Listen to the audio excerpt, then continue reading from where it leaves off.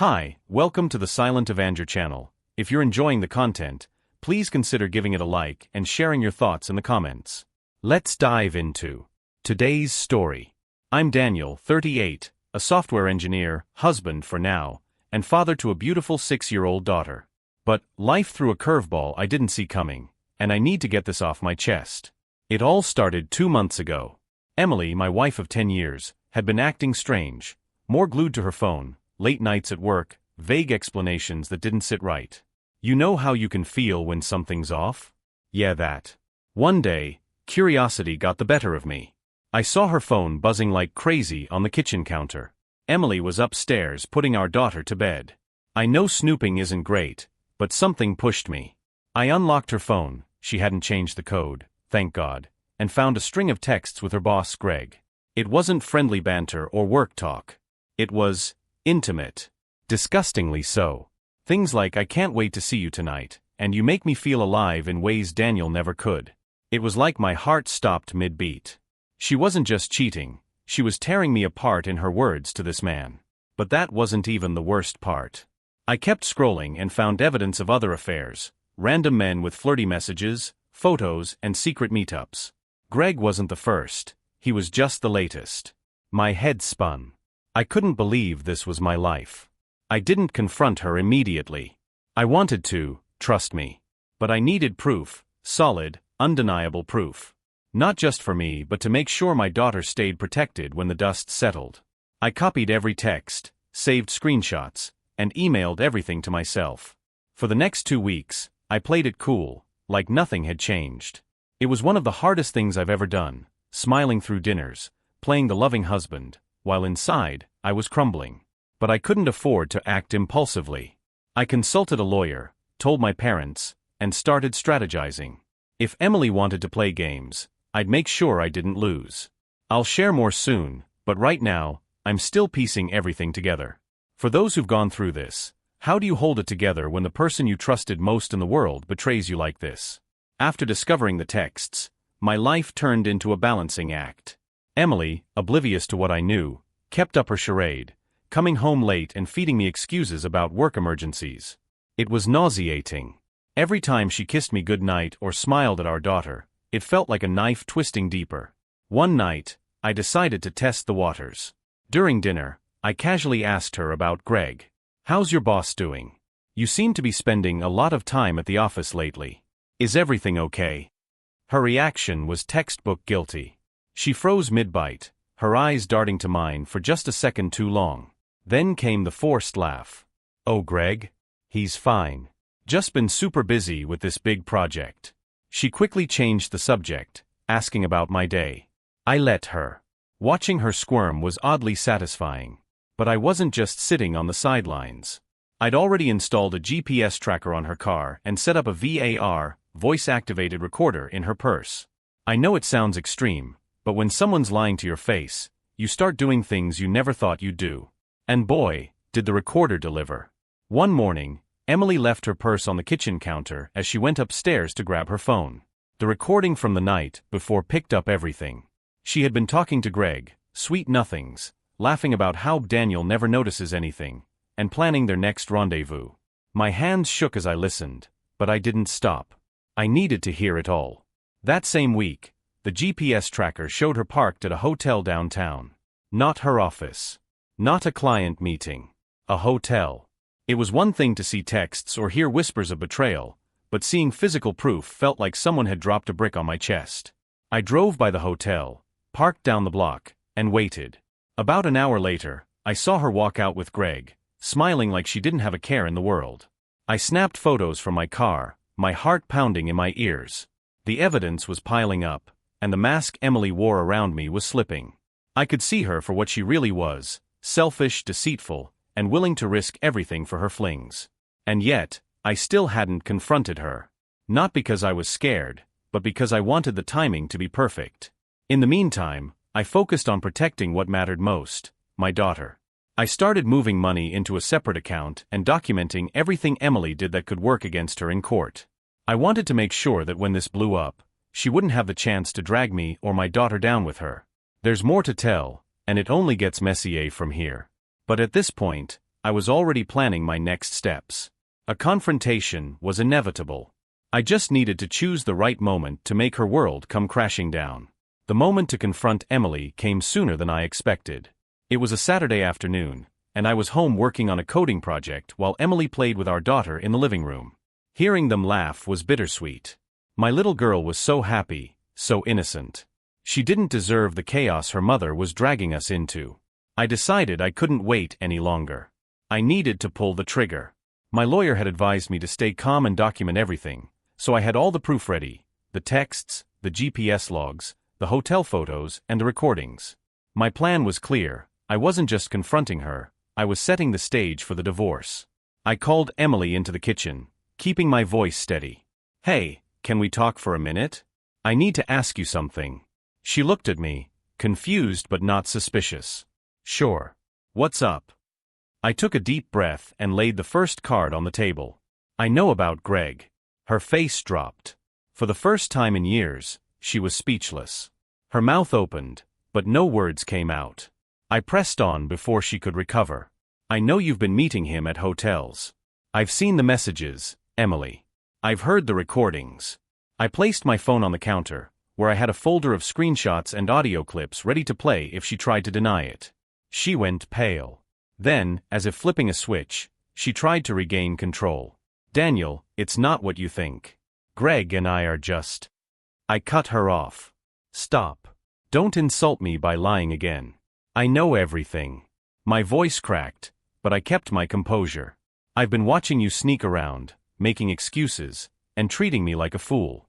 How long has this been going on? Just Greg, or are there more?" Her eyes filled with tears, and I thought for a second she might come clean. Instead, she doubled down. "It's complicated, okay? I've been feeling unappreciated. You're always so busy with work, and I needed someone to talk to." I couldn't believe what I was hearing. "So this is my fault now? You cheat on me, and I'm the bad guy? I've been working my tail off for this family, for you." She started sobbing, but I wasn't buying it. "Not this time. You didn't just talk to Greg, Emily. You slept with him. You lied to me. You risked our family for what, cheap thrills?" She didn't deny it. Her silence was the confirmation I didn't want but expected. At that moment, I realized there was no going back. This wasn't a marriage anymore, it was a sinking ship, and Emily had drilled the holes. I told her plainly, "I'm filing for divorce. I'll be staying in the house for our daughter's sake, but I'll start moving things into the guest room. You can sleep wherever you want, as long as it's not in my bed." Emily's crying turned frantic. "No, Daniel. Please, we can fix this. It was a mistake, I made mistakes, but I love you. I love our family." Her words didn't move me. "You loved yourself, Emily. That's all you cared about. I'm done being your safety net while you play with fire." I left her in the kitchen and went to my office, locking the door behind me. She pounded on it for 10 minutes, begging me to talk, but I stayed silent. My hands were shaking as I sat there, staring at the wall. I thought confronting her would feel like a victory, but it didn't. It just felt empty. Our daughter, unaware of the storm brewing, eventually called for her mom to play again, and Emily left. Hearing them together tore me apart. I had to remind myself that everything I was doing now was for my little girl. She deserved a stable, loving home, even if that meant rebuilding it without Emily. The confrontation was just the beginning. The fallout was coming, and I knew Emily wasn't going to go down without a fight. But I was ready for it. I had to be. After the confrontation, Emily's behavior shifted dramatically. She went from pleading and crying to passive-aggressive remarks and attempts to guilt-trip me. She started peppering conversations with lines like, "I guess I'm just the worst person in the world," and "I see how much you hate me now." It was exhausting. For the first week, she tried love-bombing me, bringing me coffee in the morning, offering to cook my favorite meals, and even trying to initiate intimacy. I shut it all down. I didn't trust her anymore, and there was no fixing what she broke. When she realized the love-bombing wasn't working, the claws came out. One night, after our daughter went to bed, Emily cornered me in the kitchen. "So what's your plan, Daniel? Just throw away 10 years of marriage like it's nothing." I kept my voice calm. "I'm not the one who threw it away, Emily. You did that the moment you decided to cheat." Her eyes narrowed. You think you're so perfect, don't you? Always playing the martyr. Maybe if you'd been more present. Don't, I interrupted, my tone firmer now. Don't try to shift the blame onto me. You made your choices. You decided that our family wasn't enough for you. She stormed off, slamming the bedroom door so hard it rattled the windows. I went to the guest room, thankful I didn't have to share a bed with her anymore. Meanwhile, I stayed focused on the bigger picture, securing my daughter's future and preparing for the divorce. My lawyer helped me file the paperwork, and I made sure every asset was accounted for. I even reached out to a child psychologist to discuss how to handle the situation with my daughter. I wanted to make sure she felt as little impact as possible. Emily didn't know I'd already filed. I wanted to be the one in control of how and when this came out. While I waited for the official notice to be served, I kept gathering evidence. It was less about the divorce itself, our state has no-fault laws, and more about ensuring I had everything I needed if Emily decided to make custody a battlefield. Emily's desperation reached new levels when she realized I wasn't backing down. One night, she suggested we go to counseling. For our daughter's sake, she said. I refused. Our daughter deserves a stable home, Emily. Not one built on lies and betrayal. She started crying again, but I didn't let it sway me. I couldn't afford to. Then came the bombshell. About 2 weeks after the confrontation, Emily's affair with Greg hit her workplace. Someone, probably Greg's wife, leaked the texts and photos to HR. Greg was fired immediately, and Emily was placed on administrative leave pending an investigation.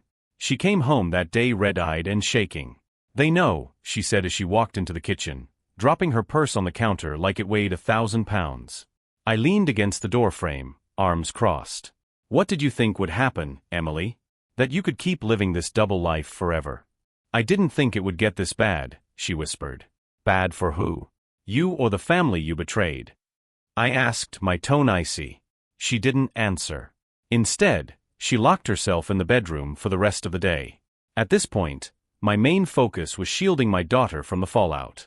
I started spending more one-on-one time with her, taking her to the park, baking cookies together, and just making sure she felt safe and loved. I also began explaining, in simple terms, that Mommy and Daddy were going through a hard time but that we both loved her very much. Emily, on the other hand, was unraveling. Losing her job had sent her into a tailspin. She'd stay in bed all day or disappear for hours without explanation. One evening, she came home drunk, stumbling through the door while our daughter was sitting in the living room coloring. That was the last straw. Get yourself together, Emily, I said firmly, pulling her aside. If you can't, you'll lose more than your job, you'll lose her too. Her face crumpled, but I didn't stick around to hear her excuses. I couldn't let her spiral drag me or my daughter down. The fallout was hitting her hard, but it wasn't over yet. Greg's wife wasn't done, and neither was I. Things spiraled fast after Emily's affair hit her workplace. The news spread like wildfire, thanks to Greg's wife, who wasn't shy about airing their dirty laundry. She'd sent the texts and photos to HR and a handful of people in their social circle, ensuring Emily's shame was public knowledge. Greg was fired outright, and Emily, after a week on administrative leave, was let go too. I won't lie, it felt like justice.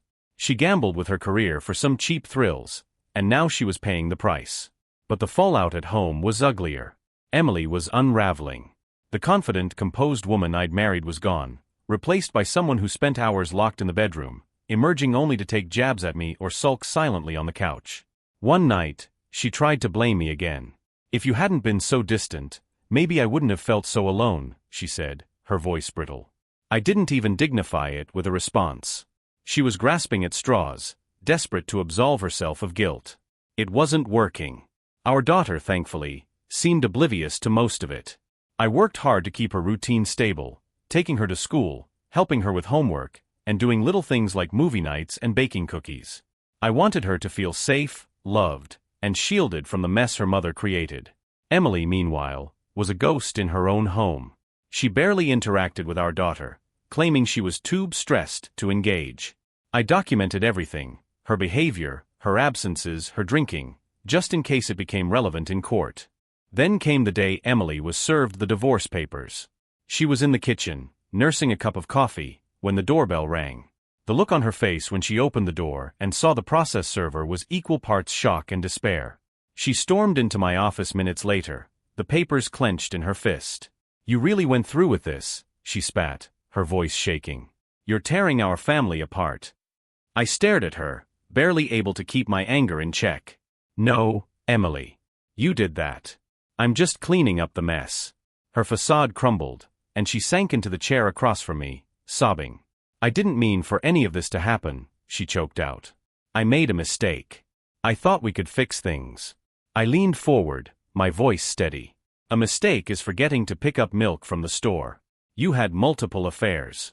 You lied, you cheated, and you tore apart the trust this family was built on. There's no coming back from that." She didn't argue. For once, she just sat there, crying quietly.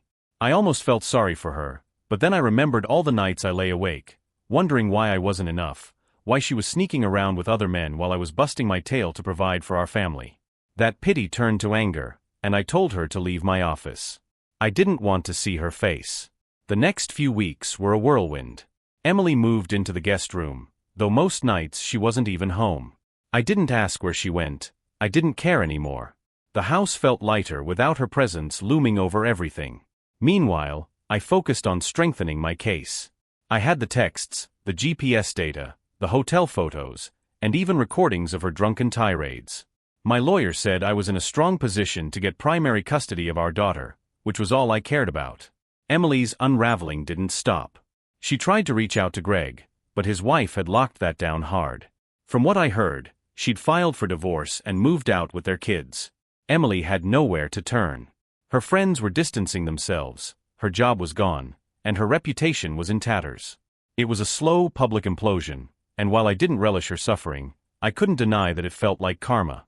One night, she came home drunk again, barely able to stand. Our daughter was asleep upstairs, but I wasn't about to let this slide. I helped her into the living room and sat her down.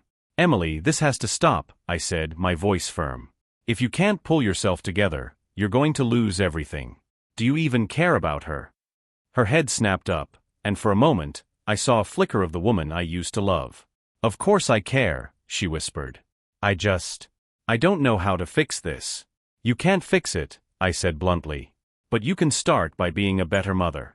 If you want any chance of being in her life, you need to get your act together. That starts now." She nodded, tears streaming down her face, but I wasn't sure if she meant it. At that point, I wasn't sure of anything except my resolve to protect my daughter. I'd already lost Emily. I wasn't about to lose her too. Things didn't get better after that night. Emily promised to clean up her act, but her actions said otherwise. She started spending more time out of the house, and when she was home, it felt like she wasn't really there. Our daughter noticed too. One night, while I was tucking her into bed, she asked, "Why doesn't Mommy play with me anymore?" That hit me like a brick. I did my best to reassure her, saying, "Mommy's just going through a tough time, sweetheart. But I'm here, and I'll always be here for you." She nodded, but her sad little face stayed with me all night. Emily's behavior only made things easier for my case. I was documenting everything, her absences, her drinking, and her lack of involvement with our daughter. My lawyer said it painted a clear picture of who was the more stable parent, which was exactly what I needed. About a week after she was served, Emily came to me with a proposal. "Let's settle this quietly," she said. "We don't need to drag it out in court." I could see through her desperation. She wanted to avoid the full extent of her behavior being exposed. "I'll consider it," I said, but I had no intention of backing down. My daughter's future was too important. Around the same time, I got word that Greg's wife had finalized her divorce. She'd moved out of state with their kids and left Greg in financial ruin. Emily must have found out because she started texting Greg again, begging him to talk to her. I only knew this because she left her laptop open one night, and the messages were there in plain sight. "Stop chasing ghosts," I told her the next morning. "Greg's gone, and he's not coming back. Focus on fixing what's left of your life." She didn't reply, just turned and walked away. It was like she was a shell of the person I once knew, and honestly, I didn't care anymore. My energy was reserved for my daughter, for building a future without Emily's chaos hanging over us. The court date was set, and I was ready. The fallout wasn't over, but I was seeing the light at the end of the tunnel. The court date loomed closer, and Emily's unraveling continued. She wasn't just losing the battle with me, she was losing herself. Her attempts to reach Greg became increasingly pathetic. One night, I overheard her on the phone, crying and begging him to just talk, just explain.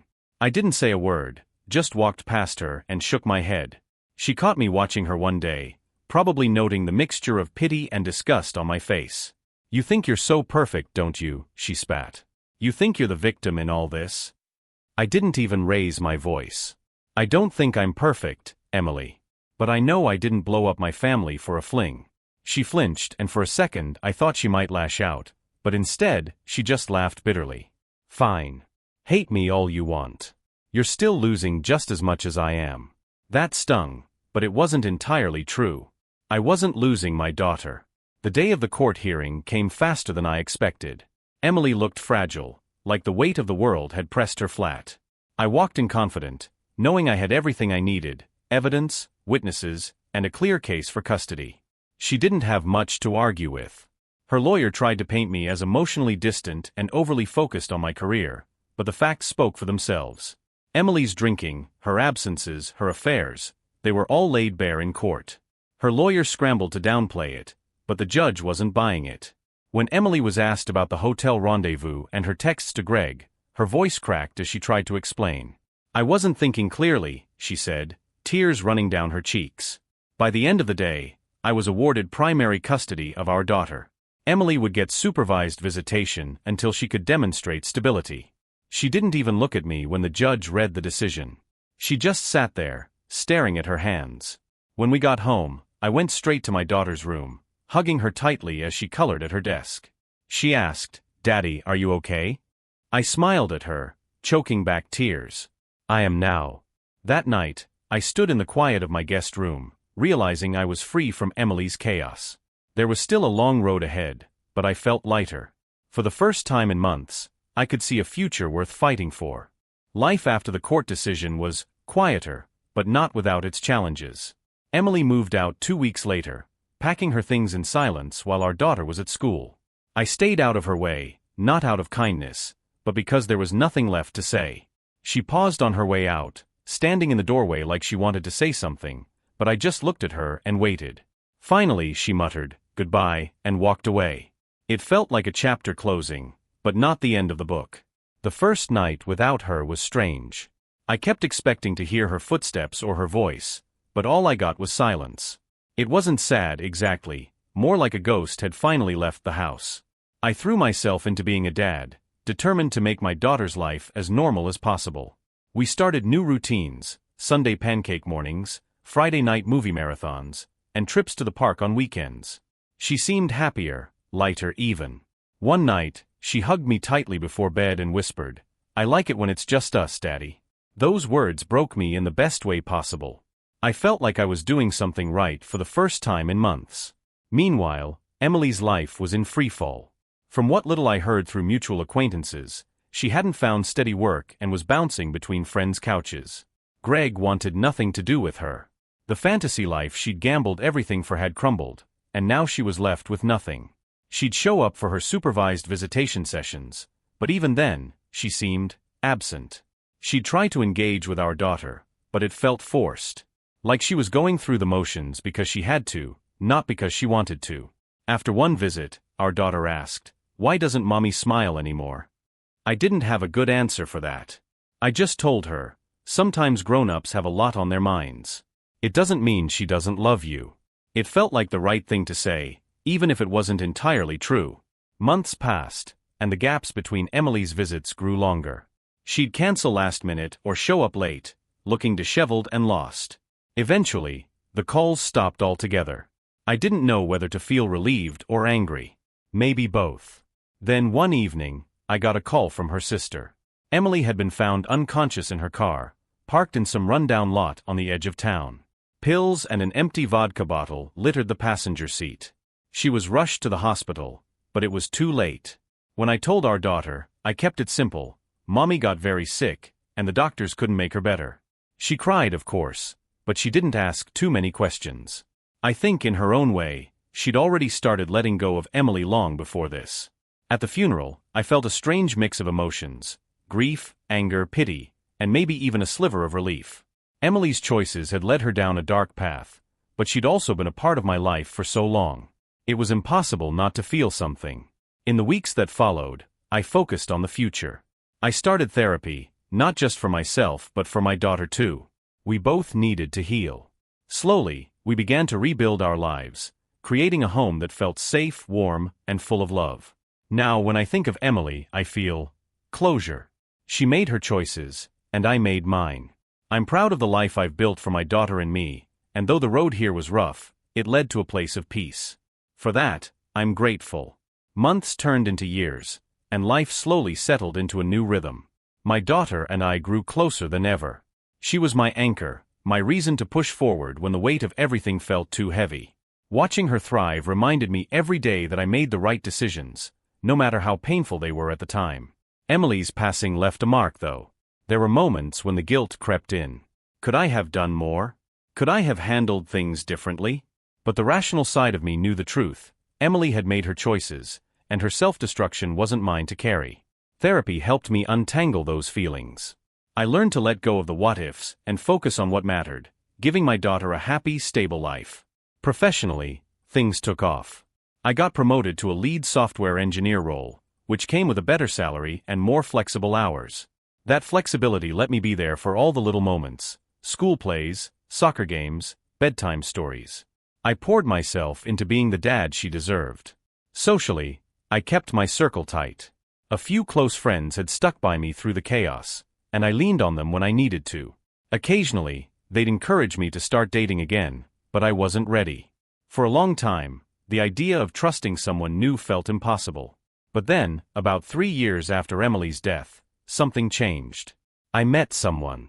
Her name was Sarah, and we crossed paths at a community event my daughter's school was hosting. She was warm, kind, and incredibly patient, qualities I hadn't realized I missed until I saw them in her. At first, I kept things slow, cautious. My daughter's well-being came first, and I didn't want to rush into anything that might disrupt her sense of stability. But Sarah understood that. She never pushed, never demanded more than I could give. Over time, I let my guard down, and before I knew it, she wasn't just someone I was dating. She was becoming a part of our lives. My daughter adored her. They'd bake cookies together, spend hours crafting, and share silly inside jokes that made the house feel lighter.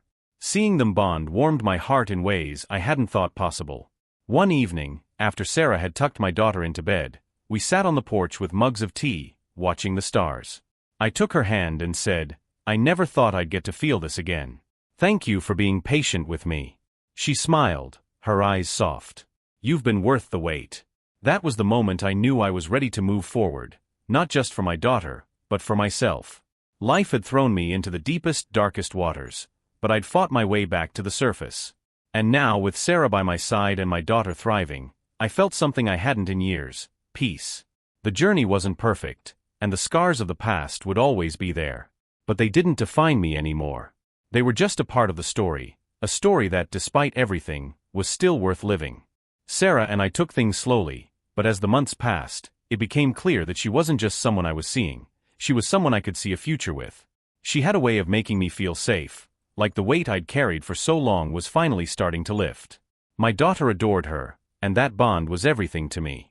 One night, after a particularly fun day of board games and baking, my daughter turned to me and said, "Daddy, Sarah makes me happy. Can she stay forever?" It caught me off guard, but it was the nudge I needed. A few weeks later, after tucking my daughter into bed, I sat Sarah down. I told her I wanted us to take the next step, start building something more permanent together. She smiled, tears in her eyes, and said, "I've been ready whenever you are." We moved forward, carefully but with purpose. I introduced Sarah as a steady presence in our lives, and it wasn't long before the house felt warmer, fuller, more like a home again. For the first time in years, I felt truly hopeful about the future. The past was a part of me, but it wasn't holding me back anymore. My daughter, Sarah, and I were building something new, something worth fighting for. Over the next year, Sarah became an inseparable part of our lives. She wasn't just my partner, she was a source of stability and joy for my daughter. Watching the two of them together made me realize how far we'd come. Our home was no longer a place of tension and grief. It was filled with laughter, warmth, and love. One afternoon, my daughter and I were painting birdhouses in the backyard, a little project Sarah had suggested. As we worked, my daughter said, "Daddy, do you love Sarah?" Her question caught me off guard, but I smiled. "I do, sweetheart. Very much." She nodded, dipping her brush in pink paint. "Good. I think she loves you too. Kids have a way of cutting through all the noise, don't they?" Her words stayed with me, and that night, as Sarah and I sat on the couch watching a movie, I realized I didn't want to wait any longer. The next few weeks were spent planning the perfect proposal. I wanted it to be special but not over the top, just something that felt like us. I decided to involve my daughter, knowing how much it would mean for her to be part of the moment. On a sunny Saturday, we packed a picnic and headed to the park. It was one of our favorite spots, a quiet place with a small lake and plenty of space for my daughter to run around. After lunch, we walked down to the water's edge. I turned to Sarah and took her hands. "You've brought so much light back into my life," I said, my voice shaking slightly. "You've not only made me happier, but you've made my daughter's world brighter too. I can't imagine our lives without you in them." I got down on one knee, pulling out the small velvet box I'd been carrying in my pocket. "Sarah, will you marry me?" Her hands flew to her mouth, tears already spilling down her cheeks. She nodded quickly, laughing through her tears. "Yes. Of course, yes." My daughter, who had been holding a small bouquet of flowers I'd asked her to give Sarah, ran over and hugged us both.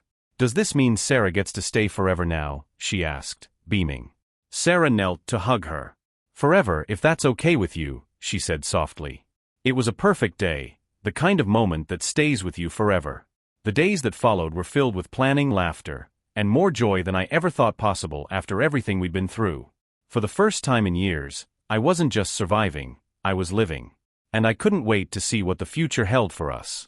After the proposal, life felt like it had shifted into something lighter, something full of possibilities. Sarah and I were in sync, planning the next steps while making sure my daughter felt just as included as she'd always been. The wedding wouldn't just be about Sarah and me, it would be about the three of us becoming a family. My daughter was thrilled to be part of the preparations. She wanted to help with everything, from picking flowers to choosing a cake. One evening, as we sat around the dining table flipping through wedding catalogs, she pointed at a dress with sparkly details and said, "I think Sarah would look like a princess in this one." Sarah smiled, leaning over to kiss her on the forehead. "You know, I think you might be right," she said. It was a small moment, but it felt monumental. Sarah wasn't just stepping into the role of a wife, she was becoming a loving, steady presence in my daughter's life. We decided to keep the wedding simple, an outdoor ceremony with close friends and family. The location was a beautiful garden in the same park where I had proposed. The idea of getting married in a place that already meant so much to us felt perfect. As the wedding day approached, I couldn't help but reflect on how far I'd come. There was a time when I thought I'd never recover from Emily's betrayal. The weight of it had been so heavy, it felt like I'd carry it forever. But now, standing on the other side, I realized it had shaped me in ways I didn't expect. It taught me what resilience looked like, what it meant to prioritize my daughter, and what I truly wanted in a partner. The morning of the wedding was a blur of activity. My daughter buzzed around in her flower girl dress, excitedly showing everyone how the layers twirled when she spun. Sarah looked radiant, her dress simple and elegant, her smile lighting up the entire room. When the ceremony began, my heart felt like it might burst. My daughter walked down the aisle first, scattering petals as she went, her face a picture of joy. When Sarah appeared, I couldn't take my eyes off her. As she reached me, I whispered, "You're stunning." She laughed softly, squeezing my hand. The ceremony was short but heartfelt. I made a point to include vows to my daughter, promising to always love and protect her, no matter what. She clung to me tightly as I finished, whispering, "I love you, Daddy," into my ear. When Sarah and I exchanged rings and kissed, the applause was thunderous. My daughter was the first to throw her arms around us, laughing and shouting, "We're a family now." The reception was small but filled with warmth. There were heartfelt toasts, lots of laughter, and a moment where Sarah and my daughter danced together, spinning in circles under the twinkle lights strung across the garden. Watching them, I felt a deep sense of gratitude, not just for Sarah but for the life we were building together. That night, after the guests had gone and my daughter was fast asleep, Sarah and I sat on the porch of the small cabin we'd rented, watching the stars. She leaned her head on my shoulder and said, "Do you ever think about how we got here?" "All the time," I replied. "It wasn't easy, but I wouldn't change a thing. It led me to you." Life wasn't perfect, it never is, but it was ours. We built something beautiful out of the broken pieces, and for the first time in years, I felt at peace. The road ahead was wide open, and I couldn't wait to walk it with my family by my side. The months after the wedding were some of the happiest of my life. Adjusting to our new normal felt seamless in a way I hadn't expected. Sarah moved in, and our house truly began to feel like a home again, not just a place where we lived, but a space filled with warmth and love. Sarah brought out the best in both me and my daughter. She had a natural way of creating special moments, whether it was making pancakes shaped like animals on lazy Saturday mornings or organizing movie nights complete with homemade popcorn. My daughter adored her. One evening, after Sarah tucked her into bed, I overheard her whisper, "I'm glad you're here. I wished for you." Hearing that nearly brought me to tears. My daughter's happiness had always been my compass, guiding every decision I made, and seeing her so content reminded me I was on the right path. But life has a way of testing even the strongest bonds. One afternoon, a letter arrived in the mail. It was from Emily's sister Amanda, who I hadn't spoken to since the funeral. She wanted to meet, saying she had something to discuss about Emily's estate. At first, I wasn't sure how to feel. I thought I'd closed that chapter of my life, but I couldn't ignore the possibility that this might impact my daughter. When we met at a cafe, Amanda seemed nervous. She slid a manila envelope across the table and said, "I thought you should have these." Inside were letters, dozens of them, all addressed to me and my daughter in Emily's handwriting. Amanda explained that Emily had started writing them during her final months, but she was too ashamed to send them. I wasn't sure I wanted to read them, but later that night, after my daughter was asleep, I opened the first one. It was addressed to me, and as I read, a flood of emotions hit me. Emily had written about her regret, how she'd let her insecurities and selfishness destroy everything we'd built. She apologized for the pain she caused, for the choices she made, and for not being the mother or wife we deserved. The letters to my daughter were filled with love and hope. Emily had written about the joy she brought into her life, her pride in every little thing she did, and her wish that she grow up surrounded by love. It was heartbreaking and beautiful, a glimpse of the woman I'd once known buried beneath the mistakes and betrayal. I shared the letters with Sarah, unsure of what to do. She held my hand as I spoke, listening without judgment. "Do you think I should show them to her?" I asked. Sarah was quiet for a moment before answering. "I think one day when she's older, she might want to read them. But for now, she's happy. Let's keep it that way." Her response made sense. I tucked the letters away in a safe place, knowing they'd be there when the time was right. As time went on, the shadow of Emily's past faded further into the background. I focused on the life we were building, cherishing every moment with my family. Watching Sarah step into the role of a mother figure was nothing short of incredible.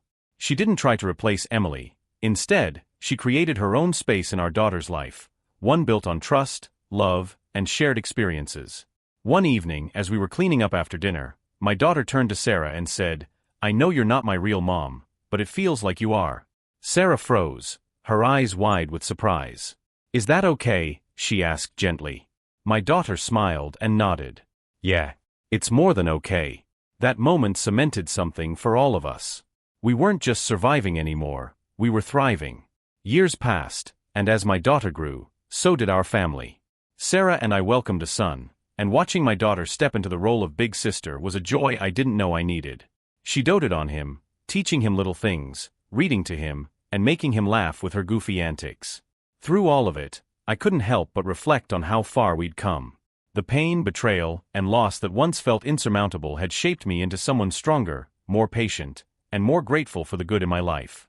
In the quiet moments, when I'd sit on the porch with Sarah or watch my kids play together, I felt a sense of peace I hadn't known in years.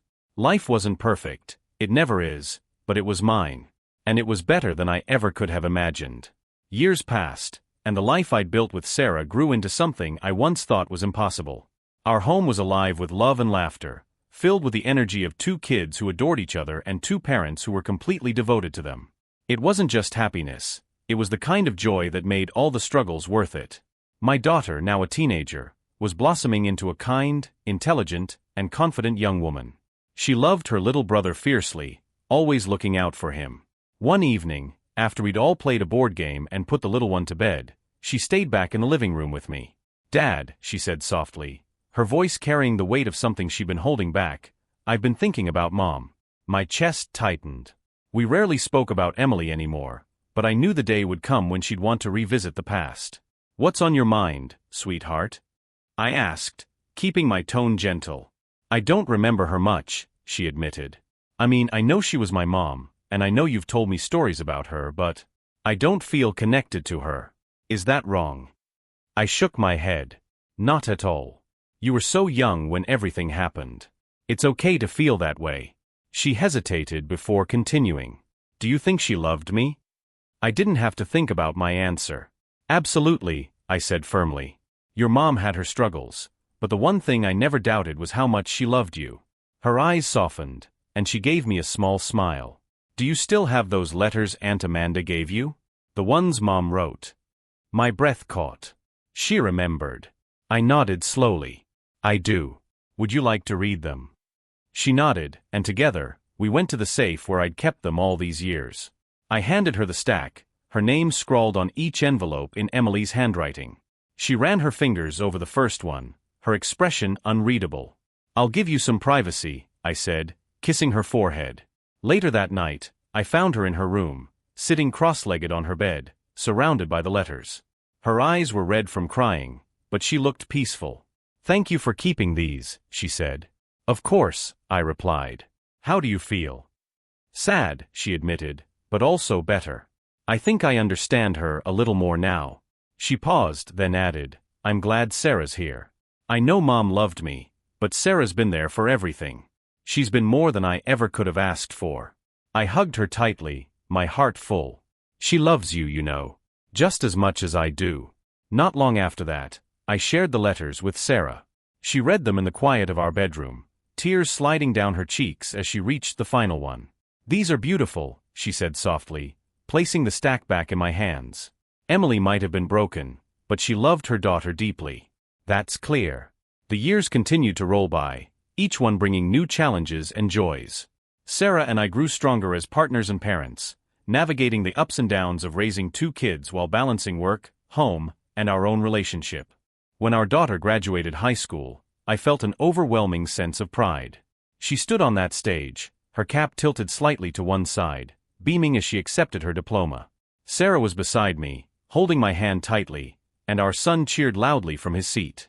That night, we hosted a small celebration at home, surrounded by friends and family. As the party wound down, my daughter pulled me aside. Dad, I just wanted to say thank you, she said. For what? I asked, surprised. For everything, she replied. For being there when things were hard. For making me feel safe and loved. For Sarah. For this life. My throat tightened, and I pulled her into a hug. I should be the one thanking you, I said. You're the reason I kept going. You're the reason we're here now. Later that night, as Sarah and I sat on the porch, watching the stars like we'd done so many times before, I reflected on how far we'd come. Life had thrown us both into the depths of heartbreak and loss, but together, we'd risen. Do you think we did okay? I asked her, half joking but also needing reassurance. Sarah smiled, leaning her head on my shoulder. We did more than okay. We built something beautiful. She was right. The road had been long, winding, and full of unexpected turns, but it had led us here, to a place of love, peace, and hope.